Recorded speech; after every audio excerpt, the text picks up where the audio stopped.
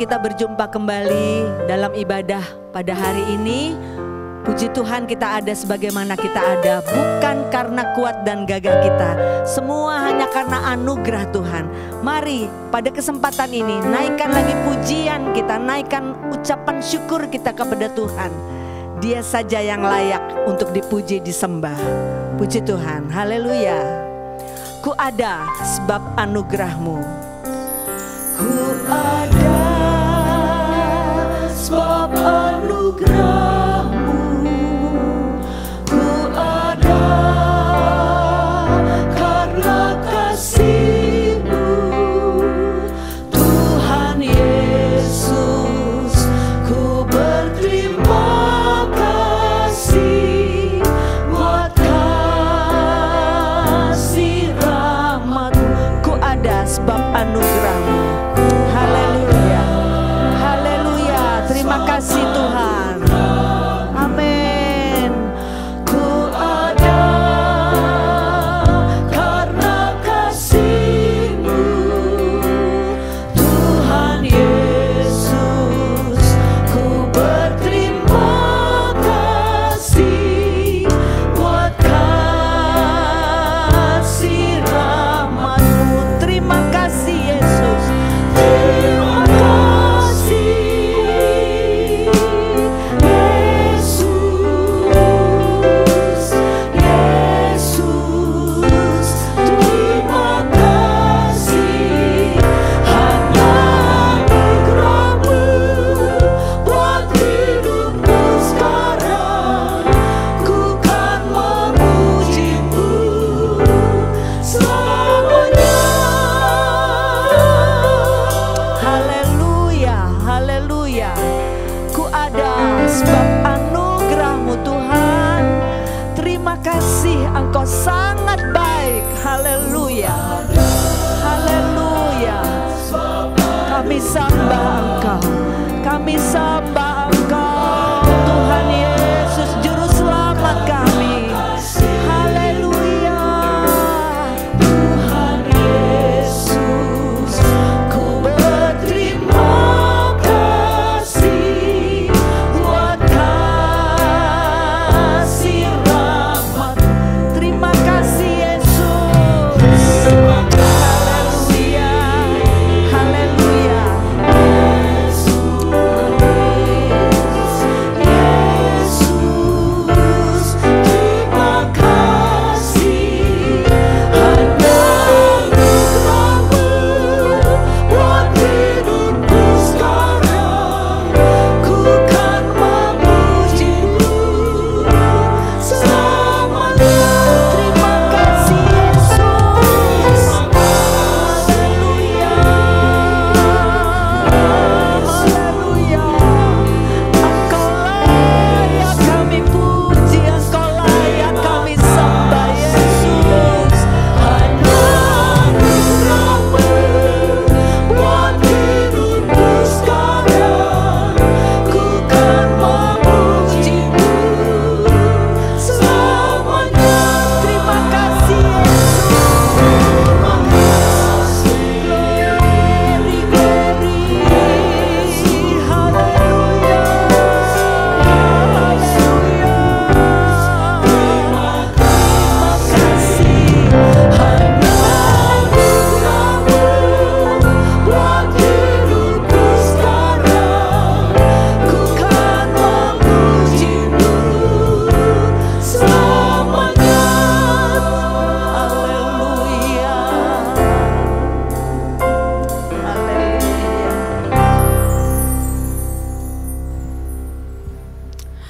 Haleluya.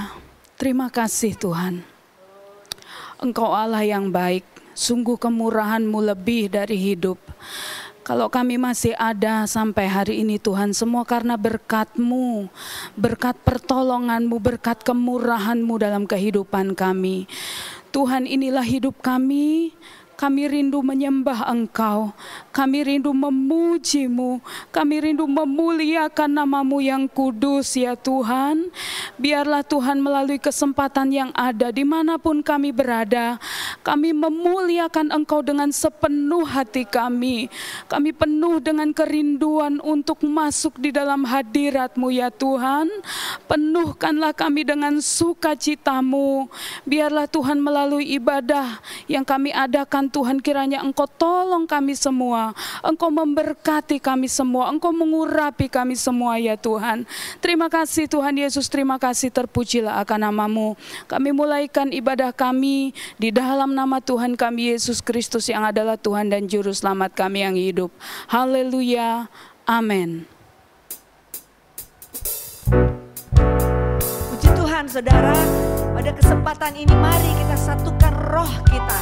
Mungkin tubuh kita tidak berada di satu tempat, tetapi di rumah-rumah di mana saja kita ada, kita bisa satukan roh di dalam Tuhan, supaya Roh Kudusnya turun, berikan sukacita kepada kita. Haleluya.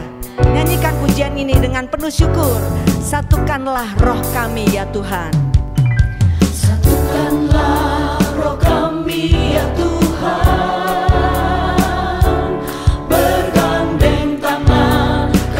Semuanya dalam hadirat-Mu, kami menyembah-Mu. Curahkanlah roh-Mu atas kami. Roh tercurah dari sorga. Haleluya. Bumi bersukacita. Roh tercurah dari sorga. Bangsa-bangsa bersorak, roh tercurah dari sorga.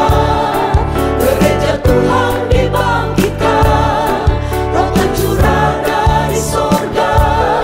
Gereja Tuhan dimenangkan, semua bangsa-bangsa kan mengaku bahwa Yesus Tuhan. Amin, haleluya. Saudara di rumah bisa sambil bergandengan tangan dengan semua yang ada di rumah, nyanyikan pujian ini sambil benar-benar satukan rohmu supaya Tuhan bekerja.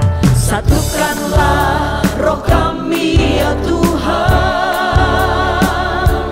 bergandeng tangan kami semuanya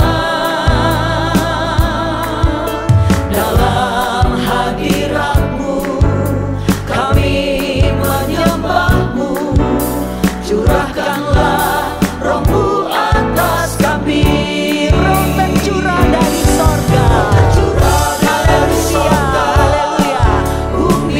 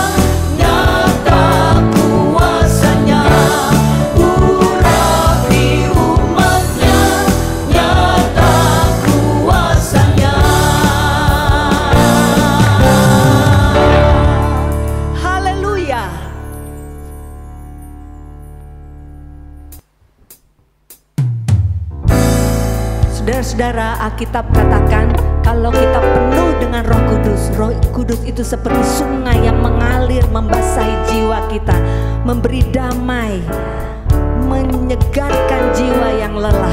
Haleluya. Mengalir seperti sungai, Nyanyikan pujian ini bersama. yang selalu membawa damai, seperti hujan yang deras, basahi hati yang keras. Itulah karya Roh Allah, segarkan jiwa yang lelah. Terima kasih Tuhanku, oh terima kasih, kau puaskan jiwaku. Amin. Mengalir seperti sungai, Mengalir seperti sungai, yang selalu membawa damai. Haleluya. yang selalu membawa damai, seperti hujan yang deras, basahi hati yang keras. Itulah karya Roh Allah,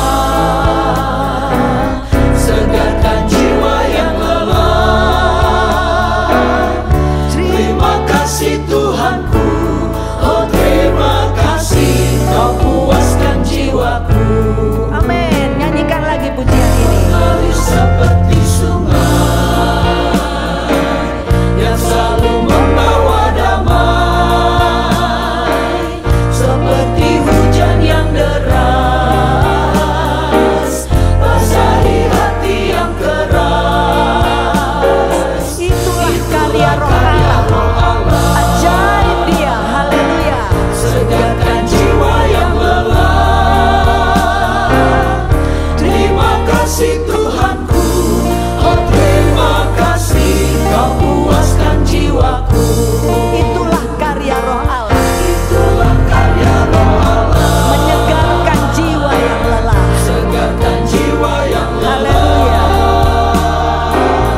Terima kasih Tuhanku, oh terima kasih, kau puaskan jiwaku. Terima kasih Tuhanku. Terima kasih Tuhanku, oh terima kasih, kau puaskan jiwaku.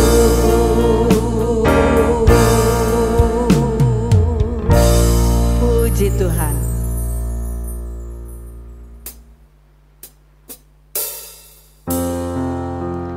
Saatnya saudara, kita akan menerima firman Tuhan lagi. Pada saat ini, buka hatimu selebar-lebarnya. Biar sungai dari Allah itu memenuhi hatimu, memenuhi hati kita semua. Sehingga rohnya bekerja, membuat kita, memampukan kita jadi pelaku-pelaku firman-Nya. Nyanyikan pujian ini sebagai doa kita. Haleluya. Tuhan yang mengalir dalamku,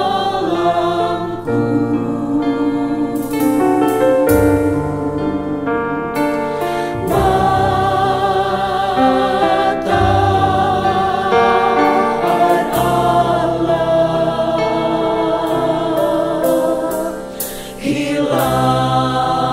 hilangkan dosaku.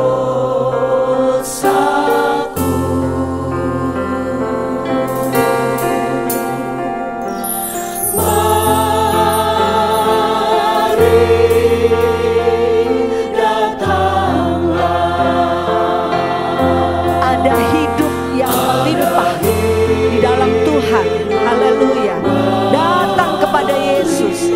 Datang supaya Roh Kudus bekerja, mengaliri hati kita. Haleluya. Haleluya. Sungai Tuhan tidak pernah kering. Dia akan memuaskan jiwa yang haus, jiwa yang berdahaga. Haleluya. Haleluya. Sungaimu Tuhan.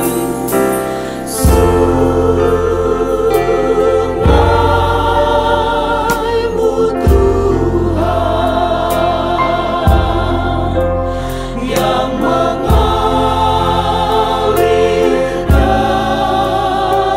dalamku.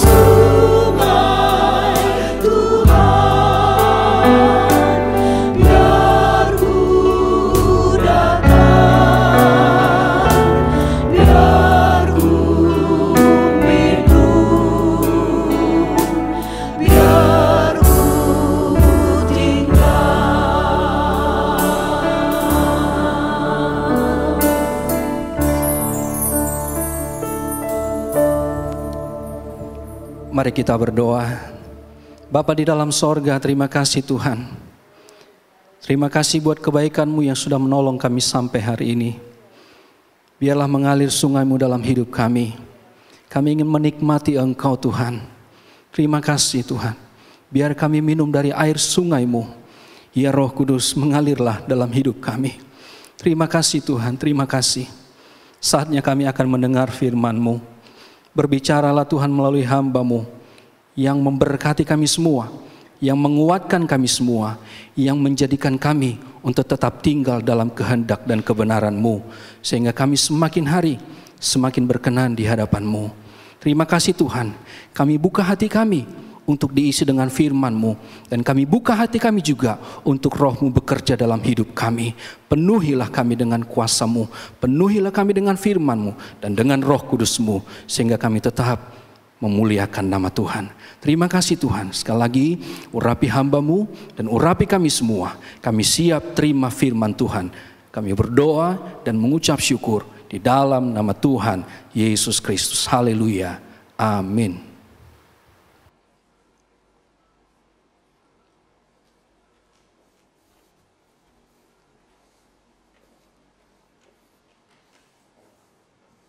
Haleluya.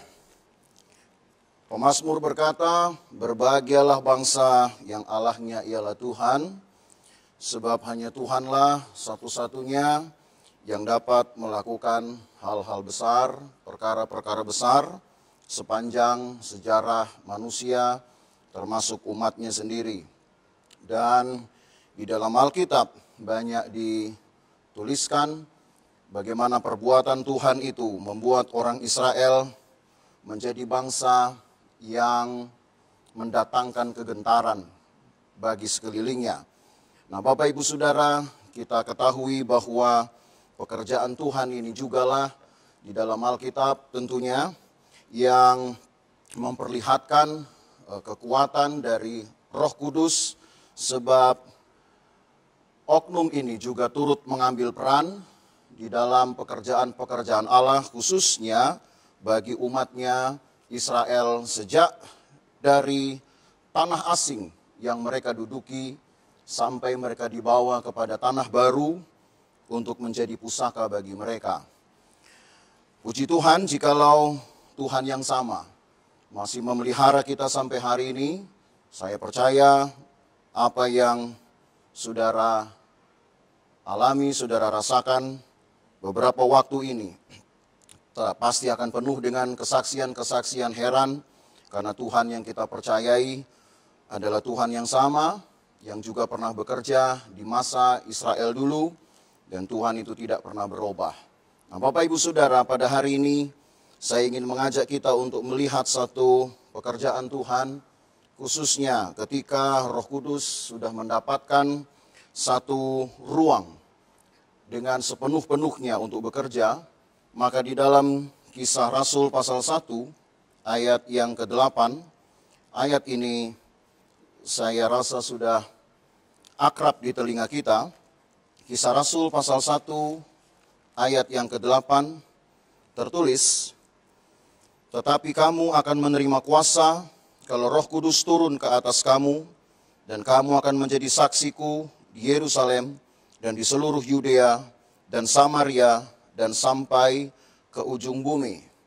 Ada dua hal yang ditekankan memang dalam ayat ini. Pertama, menerima kuasa, dan yang kedua, menjadi saksi Tuhan. Apa yang Yesus katakan ini sepertinya tidak menjawab pertanyaan murid-murid di ayat sebelumnya.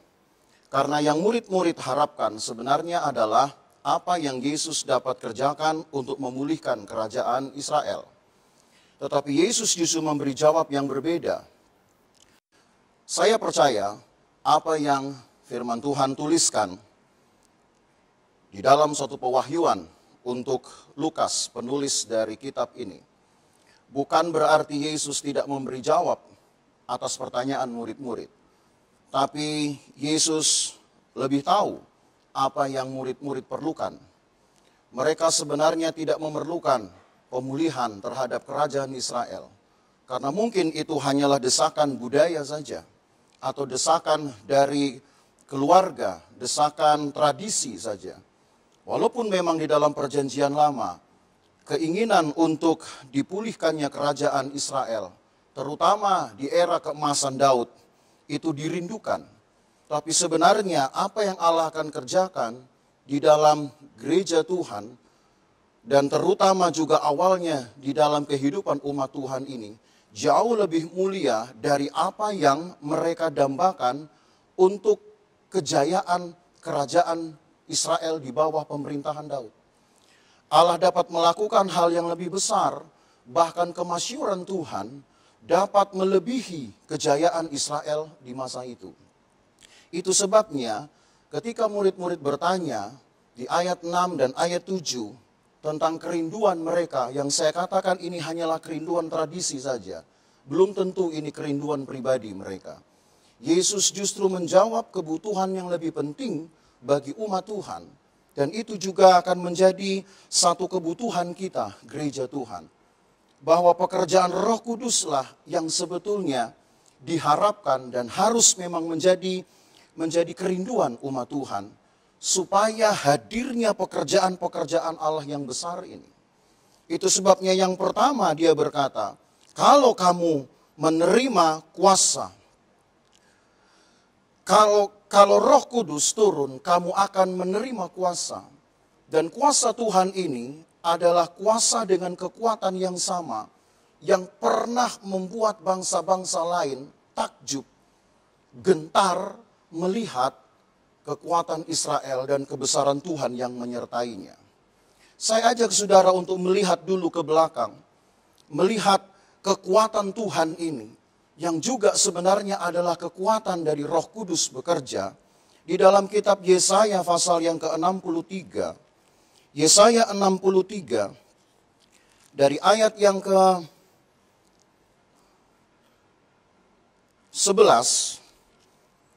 sebenarnya lebih enak kalau kita membaca dari ayat 7, tetapi supaya tidak terlampau lama kita membaca, maka saya ingin membacakan saja dari ayat 10, Yesaya 63, dari ayat yang ke-10 sampai ayat 14.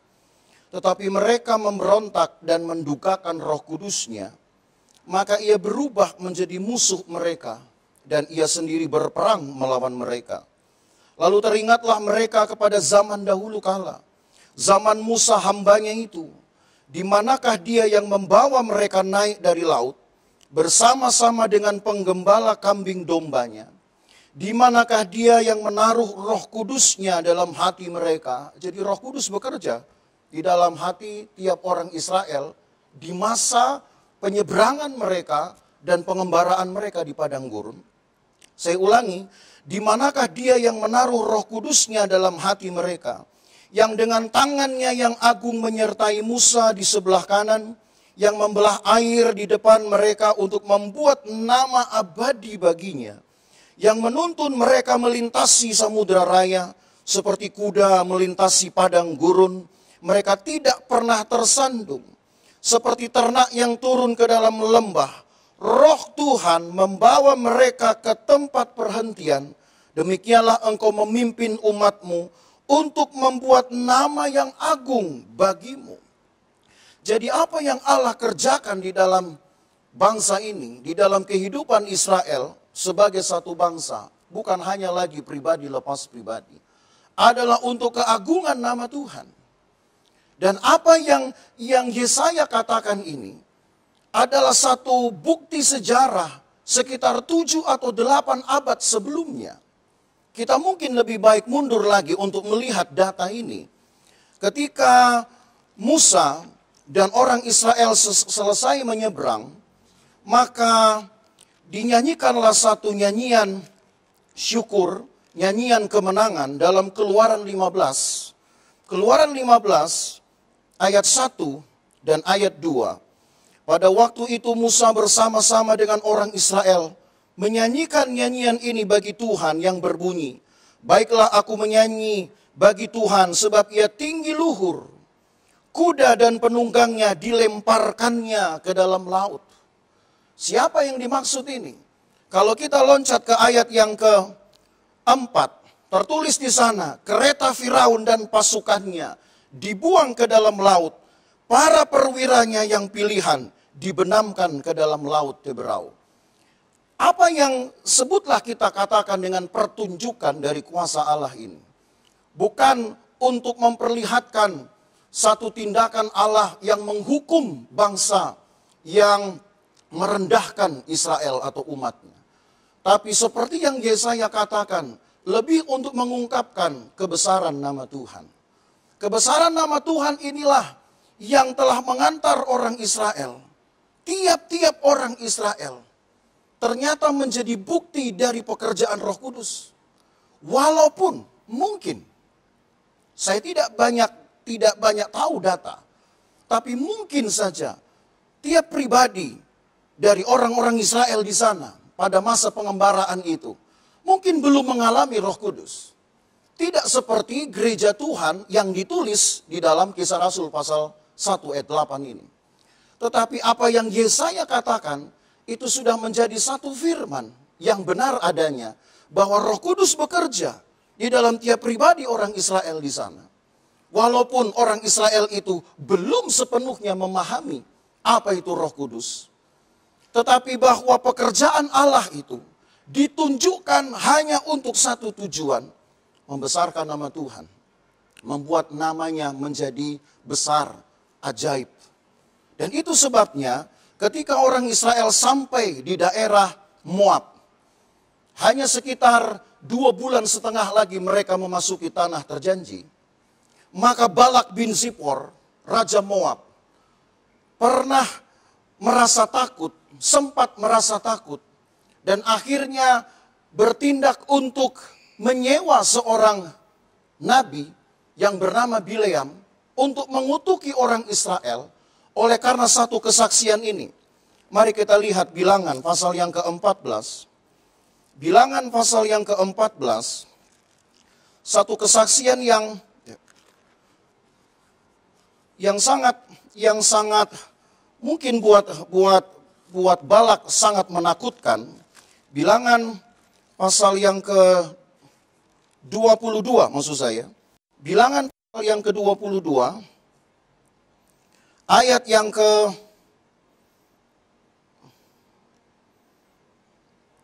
ayat 2 sampai ayat 5.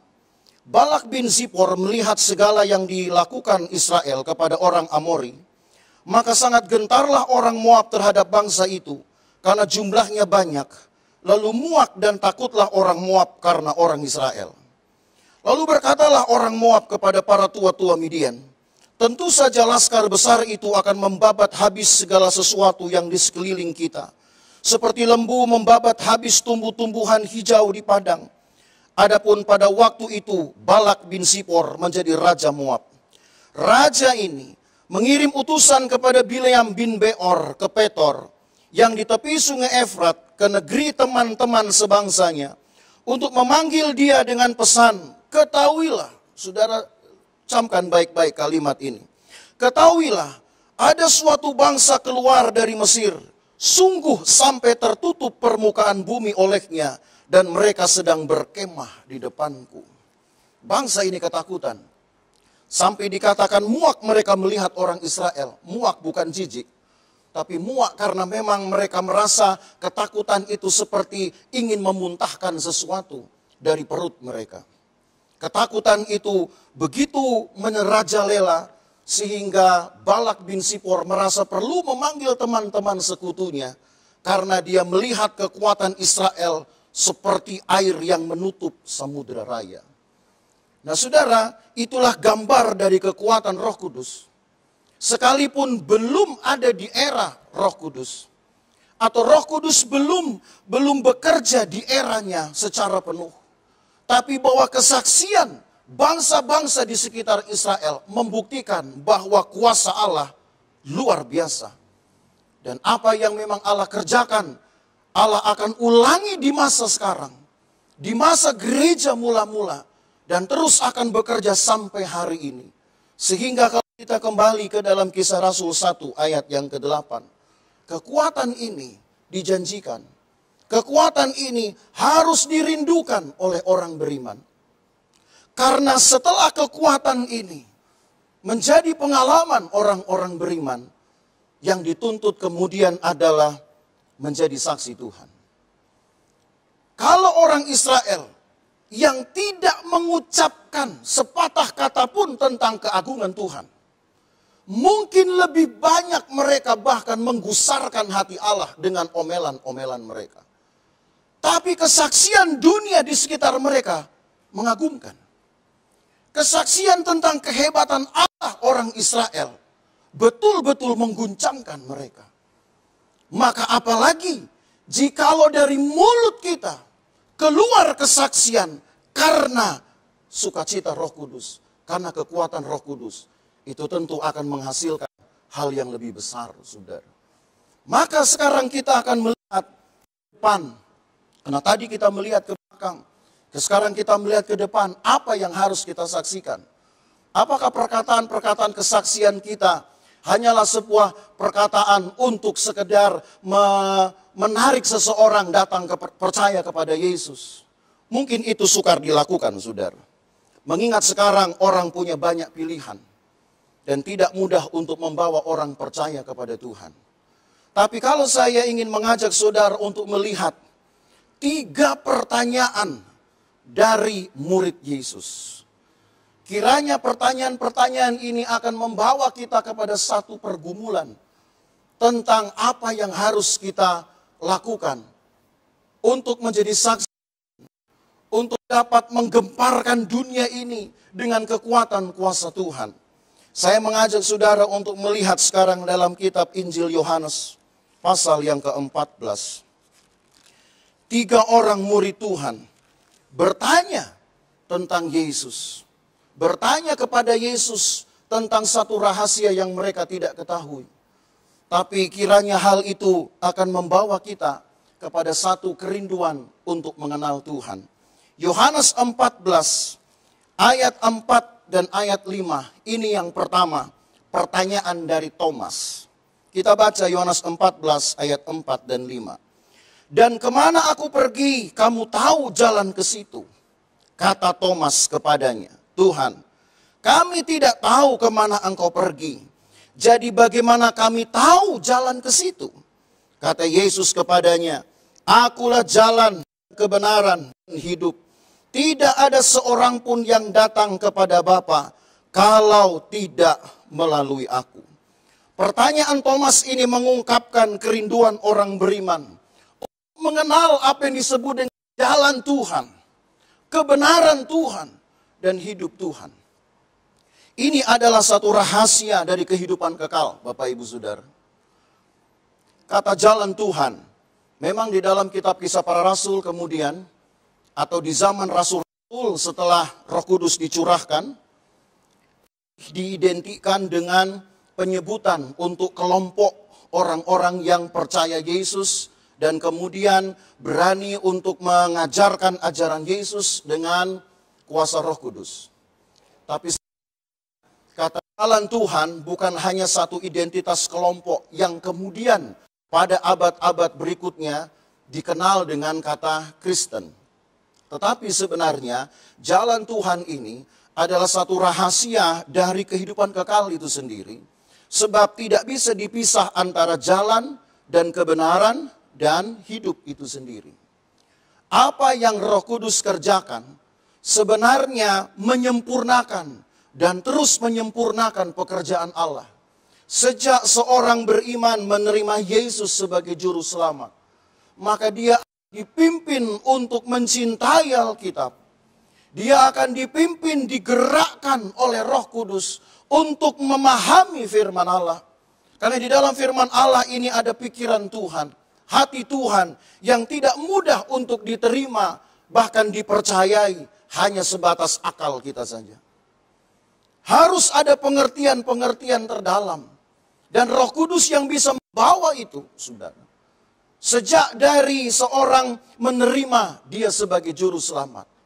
Maka pengalaman demi pengalaman, karena pengenalan akan Tuhan lewat firman-Nya, lewat Alkitab, akan terus membawanya kepada satu pengharapan iman sampai dia mendapatkan keselamatan secara penuh ketika tubuhnya diubahkan, mendapatkan tubuh rohani. Jadi apa yang Yesus katakan, akulah jalan dan kebenaran dan hidup, adalah rahasia dari kehidupan kekal bagi seorang beriman. Jadi yang pertama harus disaksikan kepada dunia, sebab Thomas menanyakannya, kalau engkau pergi, kemana kami tahu engkau pergi? Untuk apa engkau pergi? Yesus berkata banyak kali kemudian, saudara, setelah pasal-pasal ini, adalah lebih berguna jikalau aku pergi, supaya roh kebenaran itu akan mengajarkan segala sesuatu, dan karena itu menginsafkan dunia akan dosa-dosanya, membalikkan mereka dari kesalahan mereka, membenarkan membetulkan cara mereka berpikir tentang Tuhan, dan akhirnya dapat menerima Tuhan dan menghidupinya. Lalu yang kedua, mari kita melihat pertanyaan kedua. Dalam ayat yang ke-8 sekarang. Ini pertanyaan Filipus. Masih Yohanes 14 ayat 8. Kata Filipus kepadanya, Tuhan, tunjukkanlah Bapa itu kepada kami. Itu sudah cukup bagi kami. Kata Yesus kepadanya, telah sekian lama aku bersama-sama kamu, Filipus, namun engkau tidak mengenal aku. Barang siapa telah melihat aku, ia telah melihat Bapa.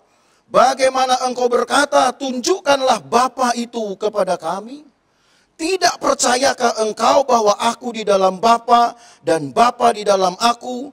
Apa yang aku katakan kepadamu, tidak aku katakan dari diriku sendiri, tetapi Bapa yang diam di dalam aku, dialah yang melakukan pekerjaannya. Maka dari pertanyaan Filipus ini, Roh Kudus kiranya juga akan menjadi satu, membawa saudara untuk rindu akan pekerjaan-pekerjaan Tuhan, mengalami pekerjaan Tuhan, hanya dengan satu syarat, menerima dan percaya. Tidak pernah saudara terdefinisi sejak dari dulu apa yang bisa Allah kerjakan, atau dari apa yang Allah bisa kerjakan terdefinisi atau tersusun rapi dalam sebuah kalimat yang dapat kemudian diterima secara ilmu pengetahuan. Tidak pernah. Tadi kita baca apa yang Allah kerjakan dengan membelah laut tidak akan pernah dapat dirumuskan dalam satu kalimat rapi, sebuah narasi atau laporan ilmiah yang membuat seseorang dapat percaya. Dan saya rasa sampai hari ini pun, ketika dunia ilmu pengetahuan juga sudah semakin pesat, sudah begitu canggihnya, saya yakin Allah tidak mengizinkan ada satu kalimat, ada satu referensi, ada satu narasi yang dapat membahasakan pekerjaan Tuhan itu untuk dapat diterima secara akal. Kecuali hanya dengan percaya. Dan itu tidak terbantahkan. Kalau dulu seorang bapak gereja yang bernama Anselmus pernah berkata, aku ada karena percaya. Dan itu membantah teori filsafat yang dikembangkan, yang sudah sangat terkenal dengan kata cognito ergo sum. Aku ada karena aku berpikir. Tapi Anselmus berkata, aku ada karena aku percaya. Dan itulah yang membuat orang percaya pun akhirnya memberanikan diri untuk dapat memaklumkan, menyerukan kebesaran Tuhan. Entah orang lain mau terima atau tidak. Karena pekerjaan Roh Kudus bukan diterima karena logikanya. Tapi pekerjaan Roh Kudus diterima oleh karena percaya. Itu saja. Maka kalau penerimaan dan kepercayaan ini kepada Tuhan itu dipelihara, maka saudara lihat ayat 11. Yang Allah kerjakan menjadi jauh lebih besar. Mari kita lihat ayat 11 sekarang. Masih di Yohanes 14. Percayalah kepadaku bahwa aku di dalam Bapa dan Bapa di dalam aku. Atau setidak-tidaknya percayalah karena pekerjaan itu sendiri. Aku berkata kepadamu, sesungguhnya barang siapa percaya kepadaku, ia akan melakukan juga pekerjaan-pekerjaan yang aku lakukan, bahkan pekerjaan-pekerjaan yang lebih besar daripada itu, sebab aku pergi kepada Bapa. Orang percaya di akhir zaman harus dapat menjadi bukti pekerjaan Allah yang besar. Percuma saudara menjadi pengikut Tuhan kalau dalam hidupmu tidak tampak pekerjaan Allah. Camkan baik-baik, orang Israel yang mulutnya lebih banyak menggusarkan hati Tuhan bisa mendatangkan kesaksian, bisa mendatangkan ketakutan bagi dunia sekeliling. Apalagi ketika engkau yang punya Tuhan, engkau yang punya mulut bersaksi tentang Tuhan, tentang pekerjaan Tuhan, akan dipercayakan kepadamu pekerjaan yang jauh lebih besar. Yang ketiga, pertanyaan dari Yudas. Kita lihat sekarang masih di Yohanes 14 ayat 22. Yudas yang disebut di sini adalah Yudas yang juga ditulis di Injil lain dengan nama Tadeus. Mari kita lihat Yohanes 14 ayat 22. Yudas yang bukan Iskariot berkata kepadanya, Tuhan, apakah sebabnya maka engkau hendak menyatakan dirimu kepada kami dan bukan kepada dunia? Pertanyaan ketiga dari Yudas yang juga disebut Tadeus, ini bukan Yudas Iskariot. Kiranya juga akan membawa kita kepada satu kerinduan untuk berbuat sesuatu yang dituntut pada akhirnya. Yaitu di ayat yang kedua, jawab Yesus. Jika seorang mengasihi aku, ia akan menuruti firman-Ku, dan Bapa-Ku akan mengasihi dia, dan kami akan datang kepadanya, dan diam bersama-sama dengan dia. Luar biasa saudara. Apa yang Yudas katakan ini, pertanyakan ini. Kiranya juga menjadi kerinduan kita, bahwa mengapa Yesus harus menyatakan diri kepada kami, bukan kepada dunia. Kata kami menunjuk kelompok khusus. Dan kami di sini memang menunjuk kepada kelompok mereka murid-murid. Tapi karena murid-murid Tuhan ini juga adalah kelompok kecil, kelompok khusus yang menggambarkan kita juga yang tadi sudah di poin kedua. Karena pertanyaan Filipus, selalu ingin belajar dari firman Tuhan dan mengalami Tuhan. Maka karena pertanyaan Yudas ini, yang ingin Allah lihat adalah cinta kita terhadap persekutuan. Ini adalah satu pertanyaan tentang rahasia di dalam persekutuan. Persekutuan dengan Tuhan tentunya. Pada kita saudara ada firman. Pada kita di dalam ibadah ada pujian. Dan itu sudah menjadi kelengkapan gereja atau kekayaan rohani, kekayaan ibadah umat Tuhan. Tapi mungkin pada akhirnya yang menjadi perenungan kita pada hari-hari ini, khususnya menjelang kedatangan Tuhan.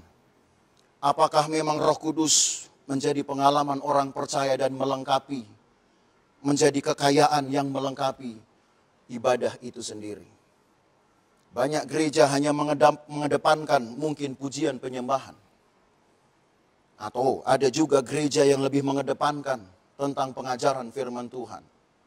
Masih lebih baik kalau dua-duanya juga dipelihara. Tapi akan lebih baik lagi kalau ditambahkan dan disempurnakan dengan pekerjaan Roh Kudus. Gereja kita mempunyai kekuatan ini.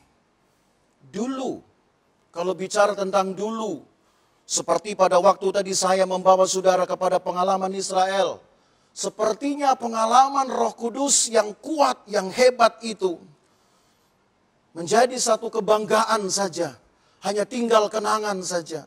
Kenangan, kebanggaan yang hanya bisa dikenang saja. Tapi kalau sekarang harus kita akui bahwa mungkin gereja kita mulai tertinggal. Dan kalau bisa, jangan sampai terdiam kita tertinggal. Kiranya apa yang menjadi pertanyaan Yudas ini menggugah kita, saudara.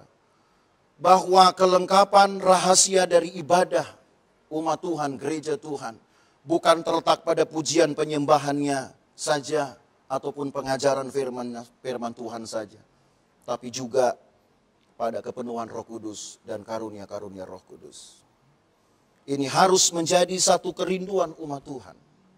Saya percaya kalau 1-2 orang memperlihatkan kerinduan ini, antusiasme ini, Allah akan bekerja dengan hebat.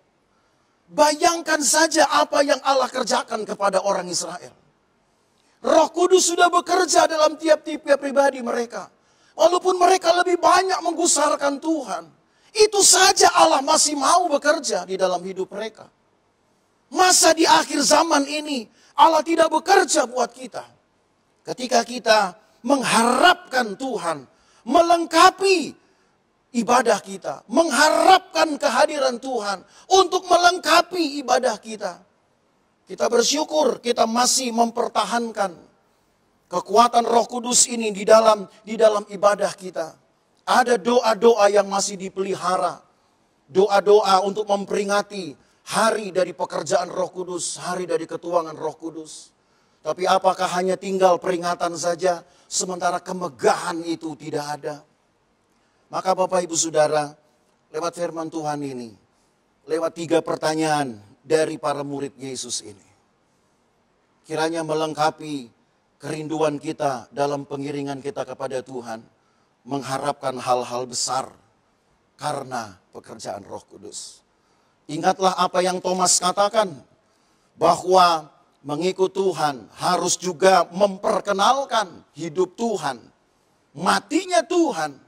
Di dalam perjamuan pun kita selalu diserukan bahwa dengan meminum cawan perjamuan ini, kita memberitakan kematian Tuhan sampai Ia datang. Sebab di dalam kematian Tuhan ada kehidupan kekal. Yang kedua, lewat pertanyaan Filipus, kita didorong untuk selalu merindukan satu pekerjaan Tuhan ketika kita percaya akan firman. Maka lengkapilah dirimu dengan firman Tuhan sebanyak mungkin. Karena dengan firman Tuhan kuasa bekerja. Betul memang Allah juga ada duduk di atas pujian. Tetapi karena firman Tuhanlah Allah bekerja. Karena firman Tuhanlah umatnya dikuduskan. Karena firman Tuhanlah umatnya dipersekutukan. Dan lewat pertanyaan Yudas ini, kita tahu bahwa rahasia persekutuan itu menghasilkan pekerjaan Roh Kudus yang besar.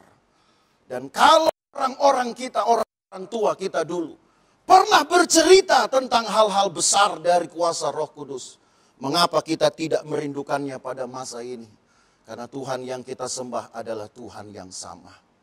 Mari Bapak Ibu Saudara, dengan kerinduan ini, mari kita tingkatkan hidup kita. Kita buat pengiringan kita lebih bergairah kepada Tuhan. Renungkan, saya ajak saudara untuk tetap membaca 3 pertanyaan dari murid-murid Yesus ini.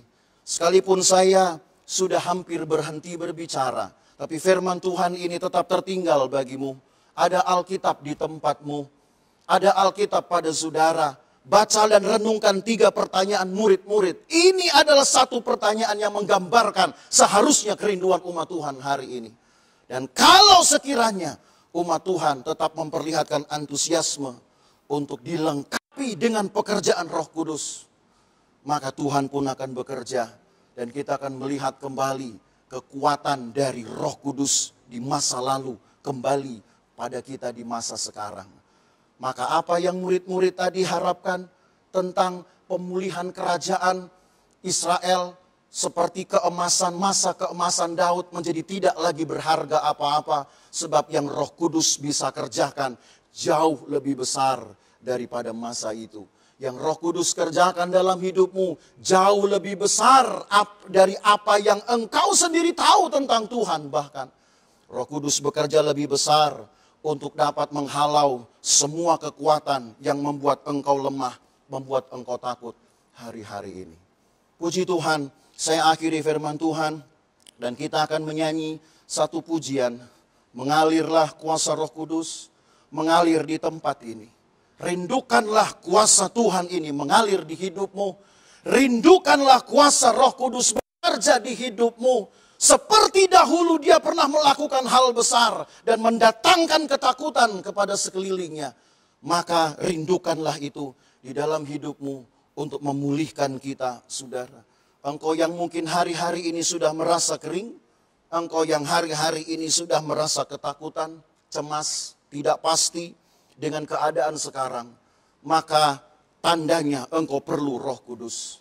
Berdoalah dan mintalah, Tuhan tahu hatimu. Roh Kudus harus menjadi kelengkapan gereja, harus menjadi kekayaan ibadah kita.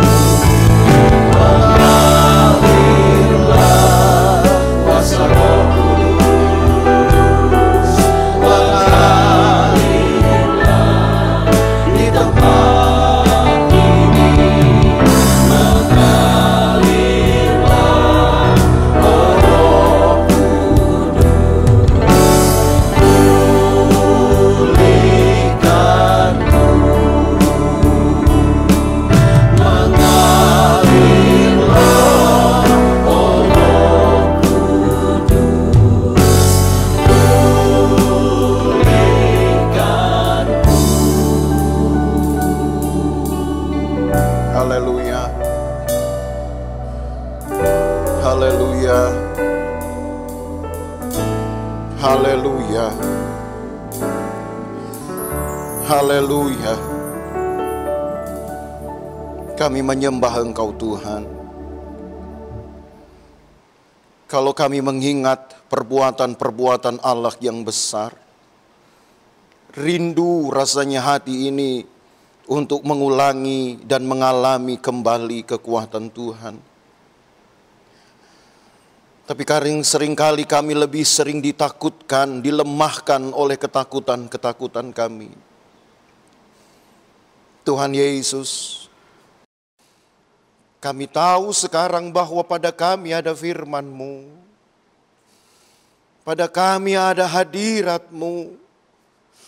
Dan pada kami ada Roh Kudus. Bekerjalah Tuhan bagi kami. Kepada umat-Mu yang juga beribadah pada hari ini, baik melalui tayangan ini, Hamba-Mu berdoa kiranya Roh Kudus bekerja dalam hidup mereka masing-masing. Lengkapilah ya Tuhan ibadah kami dengan kekuatan ini, kekuatan Roh Kudus. Kembalikan Tuhan kekuatan-kekuatan-Mu yang dahulu, pengalaman-pengalaman kehebatan-Mu yang dahulu. Kalau orang Israel saja yang lebih banyak berdiam diri, bahkan lebih banyak menggusarkan Engkau, Allah tetap bekerja di dalamnya. Apalagi kami pada hari ini, pada zaman ini, Kami yang sedang giat untuk bersekutu dengan Tuhan. Kami yang juga giat melengkapi diri dengan pengajaran firman Tuhan. Tuhan, lengkapi kami dengan roh-Mu. Lengkapi ya Tuhan dengan roh-Mu. Haleluya, haleluya. Urapi Tuhan, penuhkan kami umat-Mu dengan roh-Mu yang kudus. Buatlah kami betul-betul berbeda dengan orang-orang lain. Kalaupun banyak ancaman menakutkan, Tuhan sirnakan di dalam nama Yesus. Tuhan yang bisa mengubahkan apa yang orang sangka, orang lihat tidak dapat berubah. Engkau bisa mengubahkannya. Kecuali Engkau sendiri memang tidak berubah, tapi Engkau mampu melakukan perubahan-perubahan. Bahkan yang sakit pun dapat Engkau sembuhkan. Yang lemah pun dapat Engkau kuatkan. Hal yang lebih hebat dari itu dapat Engkau kerjakan. Asal kami percaya, maka bangkitkan percaya kami Tuhan. Ini modal penting yang kami punya. Harta kami satu-satunya percaya pada firman-Mu. Maka pekerjaan-pekerjaan besar dari roh-Mu akan dilengkapkan kepada kami, akan diberikan, dipercayakan kepada kami. Haleluya, haleluya, haleluya. Tuhan, tolong umat-Mu, berikan mereka keteguhan hati, berikan mereka penghiburan. Kalau hari-hari ini mereka mungkin masih mengalami tekanan, mereka masih mengalami kegalauan, ada yang tidak pasti dalam hidup mereka, ubahkan Tuhan di dalam nama Yesus. Dan biarlah Roh Kudus bekerja seluas-luasnya. Bahkan percayakanlah ya Tuhan karunia-karunia roh-Mu kepada kami umat-Mu. Terima kasih Tuhan. Terima kasih untuk firman-Mu. Terima kasih untuk hadir-Mu di dalam ibadah kami. Terima kasih untuk kehadiran Tuhan bahkan di tempat kami masing-masing. Kami yang kebanyakan mungkin ada di rumah menyaksikan tayangan ini. Sambil beribadah tentunya. Jangkau ya Tuhan mereka, jamah mereka. Dan penuhkan mereka yang betul-betul membuka hati. Penuhkan mereka dengan Roh Kudus. Dan perlihatkan kekuatan Allah yang dulu pernah Engkau kerjakan dalam kehidupan Israel. Kembalikan ya Tuhan. Kembalikan ya Tuhan. Terima kasih banyak Tuhan Yesus. Terima kasih untuk firman-Mu. Terima kasih yang Tuhan untuk hadirat-Mu. Terima kasih untuk kekuatan Roh Kudus. Dan bangkitkanlah semangat kami, kerinduan kami. Supaya kami tetap mencintai persekutuan. Di mana pengajaran firman Tuhan dan penyembahan kami akan Roh Kudus, akan kepenuhan Roh Kudus, akan melengkapi ibadah kami. Sampai kami disempurnakan untuk bersatu dengan Engkau. Terima kasih Tuhan Yesus, besertalah Engkau dengan umat-Mu, besertalah Engkau dimanapun mereka berada ya Tuhan. Masa-masa yang mungkin masih kami hadapi ini dengan menyendiri, dengan memisahkan diri dari banyak orang. Kiranya Tuhan tetap hiburkan kami dan menguatkan kami. Terima kasih Tuhan, sembuhkan yang sakit, hiburkan yang susah. Tuhan selalu teguhkan hati yang mungkin sudah mulai lemah, hati yang mungkin sudah mulai gusar, hati yang sudah mulai dilemahkan dengan kekhawatiran. Teguhkan kembali lewat firman Tuhan ini dan hadirat-Mu. Terima kasih banyak Tuhan Yesus. Maka Tuhan berkati umat-Mu yang masih bisa bekerja, Tuhan berkati. Yang bahkan sudah tidak bisa bekerja dengan cara-Mu, Tuhan berkati. Tuhan pelihara umat-Mu. Seperti halnya pemazmur berkata, berbahagialah bangsa yang Allahnya ialah Tuhan. Allah kami adalah Allah yang jaya kata Alkitab, yang mampu melakukan perubahan-perubahan, sedangkan Engkau sendiri yang tidak pernah berubah. Terima kasih banyak Tuhan Yesus. Maka Bapak Ibu Saudara, terimalah berkat dari Allah Bapa, kasih sayang dalam persekutuan dengan anaknya Yesus Kristus, penyertaan, penghiburan Roh Kudus, memelihara kita dari hari ini sampai selama-lamanya. Dan berkat ini kita terima di dalam nama Tuhan Yesus Kristus. Dan kita yang percaya bersama berkata, amin.